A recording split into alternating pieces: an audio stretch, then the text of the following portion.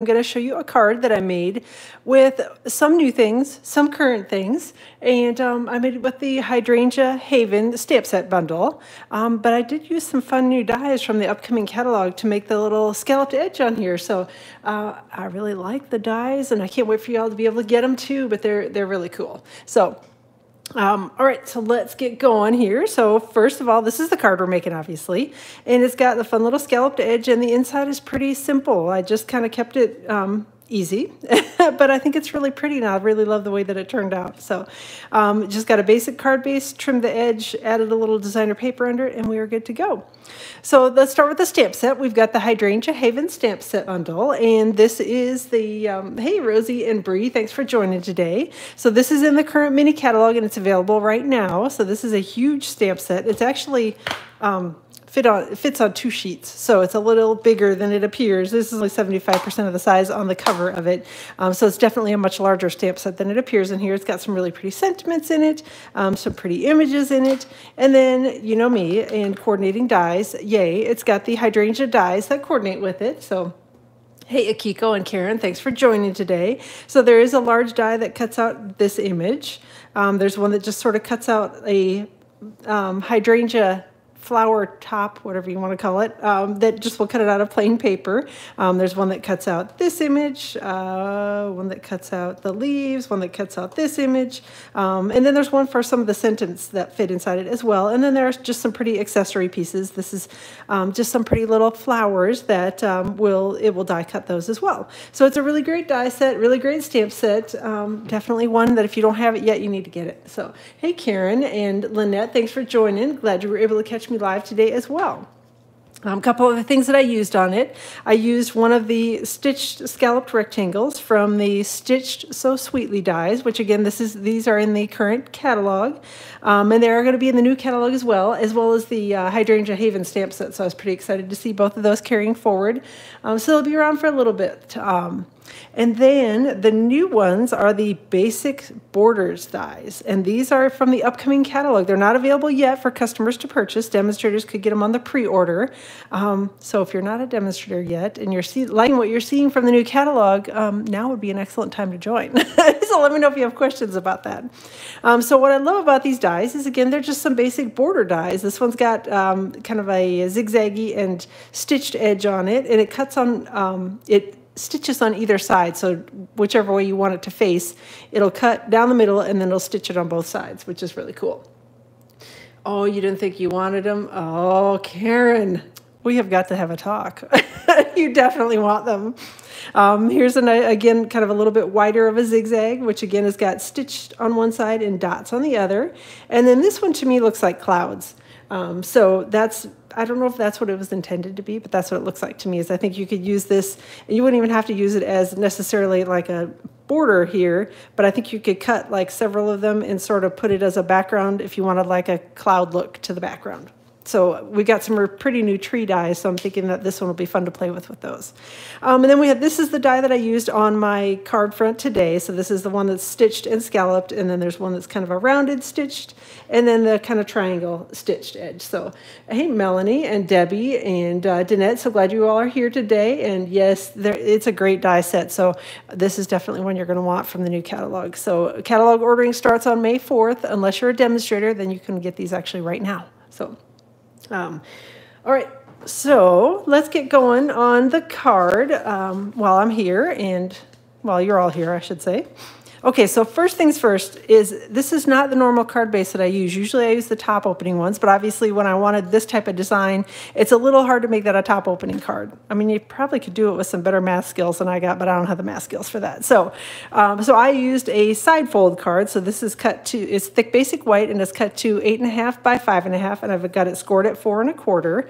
And all the details are going to be on my blog tomorrow for this. So if you are catching the video and the blog post link is not in here yet, be patient with me. It'll be up tomorrow, and I will share all the details there, so all the cardstock cuts and everything will be available, so you'll be able to see exactly what happened, or exactly what I did. So to get this so that it was somewhat straight and cut where I wanted it to be, I kind of placed it on my card front and then did a little bit of an eyeball guess, or an eyeball look at it, and said, yeah, this is about 1 inch over from the edge. So I put my cardstock, my card base, that's what I'm trying to say, up with one of the grid lines, and then went back 1, 2, 3, 4, which makes it an inch here.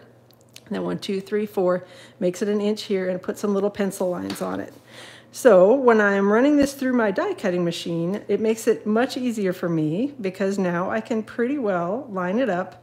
I did find that it cuts about halfway through the second scallop in, and if I line it up so that my scallops are both touching, but well, almost touching that pencil line, then I'm hopefully will get a straight die cut and where I want it to be. The one thing that I did do with it when I ran it through my die cutting machine is put either a post-it note or post-it note tape on it so that it holds it in place a little bit as you die cut it, because as you know, there's kind of a bump on the die cutting machines. And when you go to hit it, it may slide the die just a little bit. So for me, I put a little piece of post-it note tape on it to hold it in place as it ran through the die cutting machine. The other thing to be aware of when you're die cutting this is it doesn't go quite edge to edge on your cutting plates, but it's pretty darn close. So you want to make sure that you get this very nicely centered before you run it through the die cutting machine so that you don't accidentally catch the edge of one of your dies, because ask me how I know, but it will completely destroy the die. It will curl the ends of it under and you'll have a die that doesn't work anymore. So just be aware of that when you're running through your die cutting machine. Just make sure that you're centered between on the plate so that it doesn't hang over on one side or the other and catch the edge of your machine, because you'll have a disaster. And you'll be sad, trust me. So, all right, just ordered the dies this morning. Oh, they're very awesome. So, hey, Melanie and Jeannie and Kathy. So, thanks. Just sold you on it. I am glad. All right, so I'm going to go run this through my die cutting machine over here to my right. And give me a second because I want to make sure I line it up appropriately and don't end up with one of the edges munched up in my machine. So, y'all can chatter amongst yourselves, and hopefully y'all are enjoying spring. It's a beautiful day here again in New Jersey. Kind of had some yucky weather earlier this week. All right, but it's a nice day today. So, okay, so I got my die cutting done. So again, this is the piece that was left over. Whoop. And my post-it note tape, of course, stuck on this piece, but I don't care a thing about that. But I did want to show you that you're left with just a nice little scalloped edge. So should you decide you don't want the stitching on it and you want it to be in a reverse format for whatever reason, it'll cut and you can still use it that way. So, all right, let me get this out of the way and we'll start doing a little bit of stamping. I did one of my hydrangeas ahead of time just because it's the exact same process. I just used a different color of ink for the flower part. So for this one, I actually used Gorgeous Grape on I realized I forgot my basic gray ink pad, so I'm gonna have to go grab that a second. I got everything else, but not the basic gray, which is the background image. So this is Gorgeous Grape, stamped off once, and then I stamped a bunch of the little hydrangea images all over it in Gorgeous Grape ink that were also stamped off once. So hold on a second, let me grab my ink pad.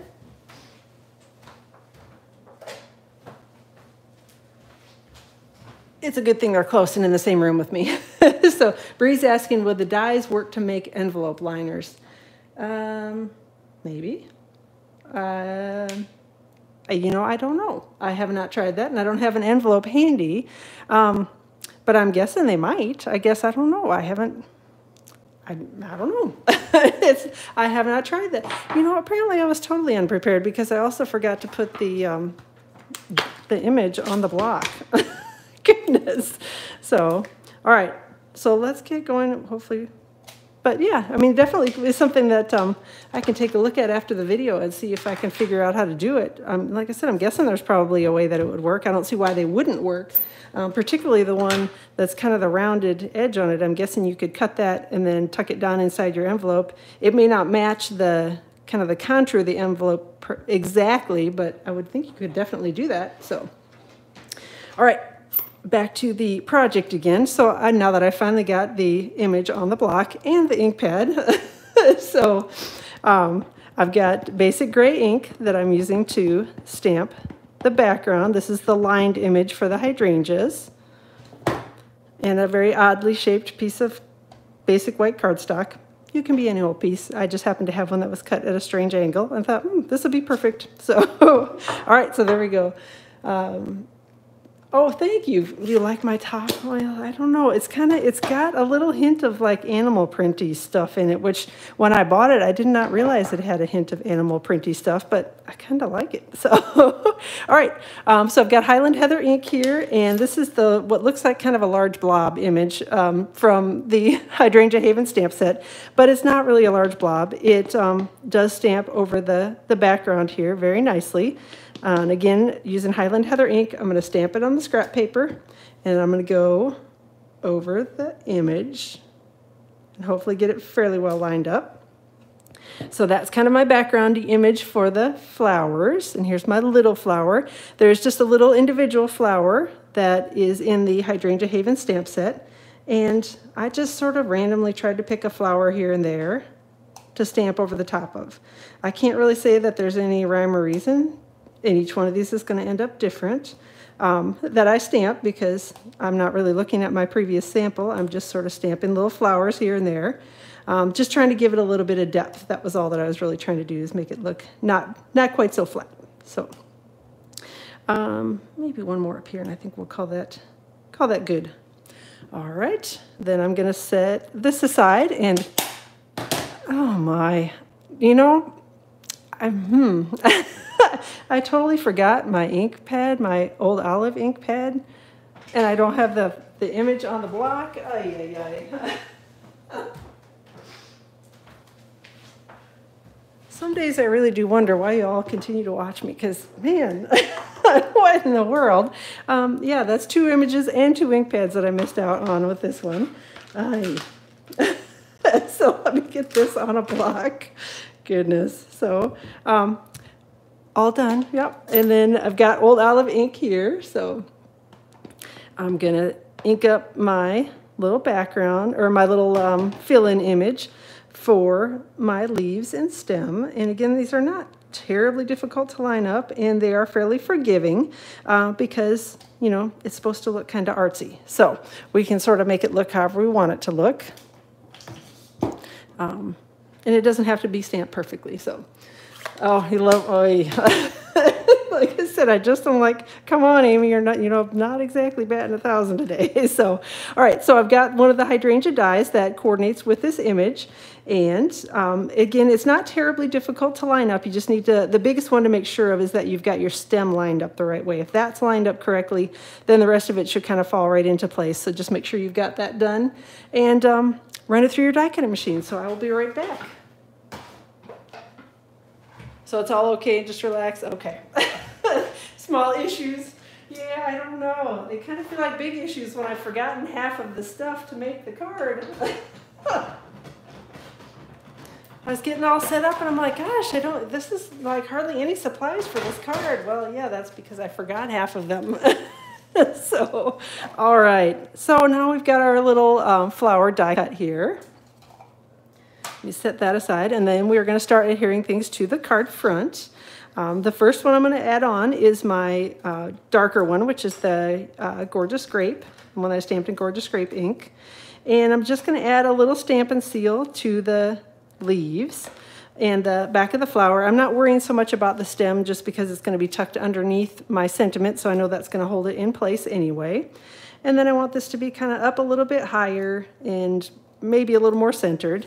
And then I've got my image that I just stamped in Highland Heather, and we're going to layer that one over the top with some Stampin' Dimensionals. And again, I'm putting the dimensionals on the flower part and on the leaves, and I'm not going to worry about putting them on the stem because the stem is going to be held in place by the sentiment anyway. So at least remember to go live. Yes, I did remember that. So, but yeah, oh, I don't know. Only because I have like 12 reminders set to tell me to go live when and get everything set up. But apparently I did not listen to my reminders today very well about getting things set up. All right, so I'm going to take this and layer it right over the top of the first one. And we'll go with it right there. And again, that was Stampin' Dimensionals. I cut mine in half, so if you want to use whole ones, you certainly can, but I use half ones because, you know, I'm cheap. So Then I've got my sentiment, which I did remember to put on a block, and Gorgeous Grape ink, which I did remember to pull out. And I went ahead and pre-cut this, and I'm going to hope I stamp it straight. If I didn't, I've got spare cardstock, but I figured that I would give it a try. That'd be one less thing to die cut. This was cut, again, from basic white cardstock with one of this Stitch So Sweetly dies. And it's one, I'm going to make sure I've got this good and inky, because it looked like there were a few spots that maybe didn't ink up very well. And we're going to aim and hope we get it fairly straight, and if not, like I said, I've got extra cardstock. Oh, I made a mess.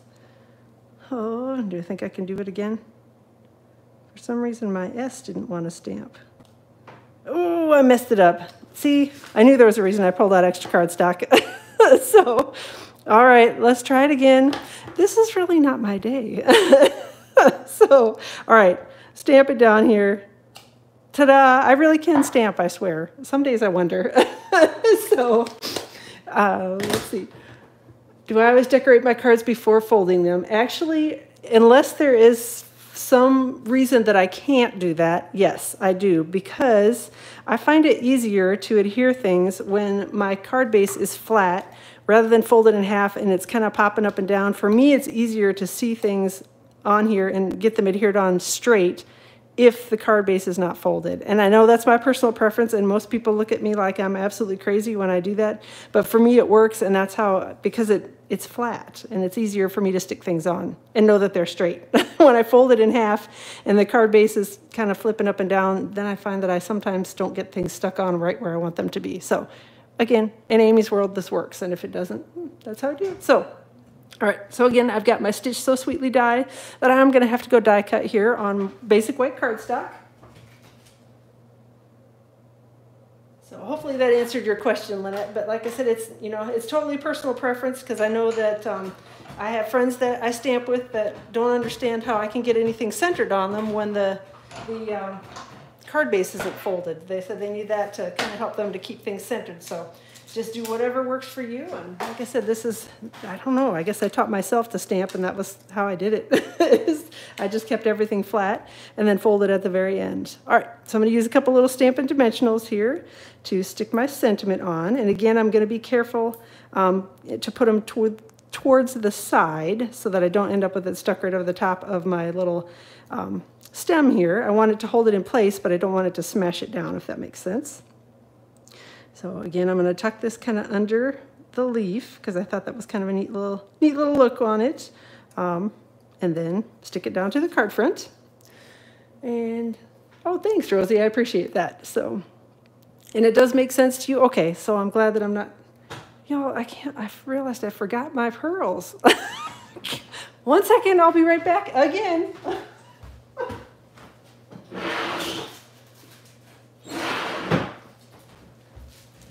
See, this is what I get for planning the card too far out in advance. I thought I was all set to go, and yeah, I was not. So, yikes. I don't know if you want to give me a thumbs up after this mess I've had today and not being able to, not being very well prepared. So, all right, so these are the Pastel Pearls, and they are back in stock again. At least last time I looked, they were available. So yay, I was happy about that, and I'm pretty sure they're actually going to be in the next annual catalog as well. So somebody else can confirm that if, I'm pretty sure they're actually still there. So happy about that as well, since we've got the Hydrangea set carrying forward into the next annual catalog. So we'll have that around to play with the Pastel Pearls with. All right, so I've got a little strip of Hydrangea Haven. I need some ice cream. Yes. Yeah, that would fix it, Rosie. So I've got a little strip of the Hydrangea Haven Designer Series paper, and I have it cut to 1 1/4 wide, and it's about 6 inches long, but I wanted it a little oversized, again, just because it gives me a little bit of wiggle room and makes sure that, you know, I can get things on here and hopefully straight on here and up to the edge of the card, and then I can trim away the excess with my paper snips. So again, when I'm doing something like this where I'm lining it up with the edge of something, again, that's how I try to have my designer papers done, so that I have a little extra room in there in the event that I need to wiggle things around and it doesn't come out quite exactly straight, because sometimes that happens. So, all right. Let me grab my bone folder and we will do a quick crease. And thankfully, we are finally done with this card. Since I've forgotten half of the stuff to make it. it's done, and we made it through. So I appreciate y'all sticking with me on this one. And hopefully you enjoyed it. Hopefully you liked the card. Definitely get these border dies when they're available because they're really cool, and I can't wait to play some more with them. But I just love the look of it. I mean, it's so pretty and so easy. That's the nice thing, is that it's super, super simple to do. So that's all I've got. So thanks again for joining today. Have a great rest of your day. Enjoy your weekend. And I will plan to be back live on my Facebook channel around 2 o'clock Eastern Time on Tuesday, and then back here again on YouTube Live around 2 o'clock Eastern Time next week, Friday. Couple of reminders. I do have some Designer Series paper shares from the upcoming catalog that are available. I've got signups going on for those, so check it out on my blog if you're interested, which is stampwithambk.com. Go check it out up there. And then just don't forget that the retiring list is going, the retiring sale is going on right now. So a lot of things from the current annual catalog are only available while supplies last. So make sure you're getting your orders put in so that you don't miss out on any of the goodies. So again, thanks for joining today. I appreciate y'all being here. Have a great rest of your day, and we will chat soon.